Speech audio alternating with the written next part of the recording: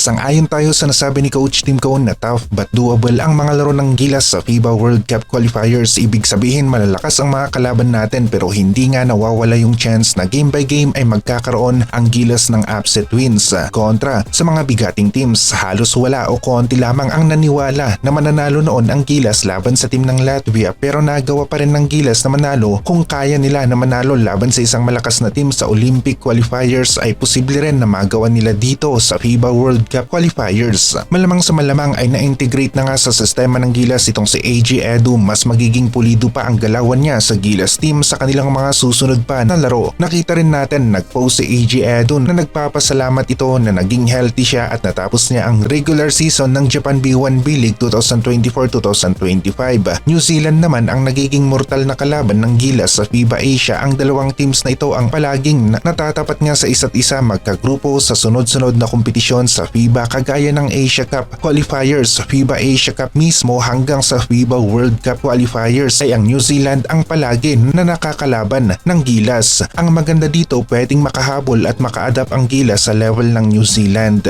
Kulang lang tayo sa reserba na papalit niya sa mga main players natin kapag nagkaroon sila ng injury. Kagaya na lamang ni Kai, wala na tayong ibang bigs na tatapat sa impact na naibibigay ni Kai Sotto sa ngayon. Kitang-kita yan sa third window ng qualifiers ng Asia Cup. Mas pulido ang laro ng Gilas kung merong isang Kai sa kanilang sistema, AJ Edu, Junmar Japet, at kung naging local na nga si Quintin Milora Brown ay may chance na lumakas ang rotation ng Gilas pagdating sa mga bigs natin. Ibang usapan naman kung naging local si Ange Kwame, nakabalik si Kai Sotto, merong AJ Edu, QMB at Junmar. Kapag ganito ang rotation natin sa mga bigs, asahan na natin ang malakas ang laro ng Gilas, at kung sinamahan pa natin ng high level na scorer kagaya ni JB ay may laban talaga ang Gilas kontra sa top 15 teams ng FIBA. Hindi naman sumusuko kaagad si Coach Tim Cone pagkatapos niyang makita ang resulta ng draw sa FIBA World Cup qualifiers at nasabi niya doable naman na mag-qualify nga ang Gilas sa FIBA World Cup, lalong-lalo na at magbabalik si Kai makakapaglaro sa FIBA World Cup qualifiers. Maganda at epektibo naman ang sistema ni Coach Tim Cone kapag naglalaro si Kai. Nasakto ang galawan ni Kai sa plays ni Coach Tim, kaya naman ang resulta ay mga bigating panalo laban sa team ng Latvia at New Zealand na gusto nga natin na maulit. Kapag nakabalik na si Kai makakapaglaro kontra sa team ng New Zealand, ito ay sigurado sa FIBA World Cup qualifiers na magsisimula na nga rin sa Nobyembre. Nagawa ng Gilas na manalo kontra sa team ng New Zealand, kaya naman hindi malayo na kaya nilang manalo sa susunod pa nilang mga laro kontra sa team ng NZ. Nakita natin na nag-a-adjust na nga rin ang team ng Koshigaya Alphas, at kung magbibuild ang mga ito base kay Kai sa laro niya sa Gilas ay may chance ang Koshigaya na umabot sa playoffs next season. Coach pa rin ng Koshigaya ay si Coach Ansay, kaya naman malaki ang chance na titignan niya kung paano pa niya mapapalakas ang team kasama itong si Kai. Panahon ng paglago ng laro ni Kai Sotto sa FIBA at Koshigaya Alphas team. Yun nga lang, tumigil ito ng bahagya, may setback dahil na rin sa injury na kanyang natamo, pero makakabalik at makakabalik nga rin ito kagaya ng ginawa ni AJ Edu, at hindi biro ang naging performance ni AJ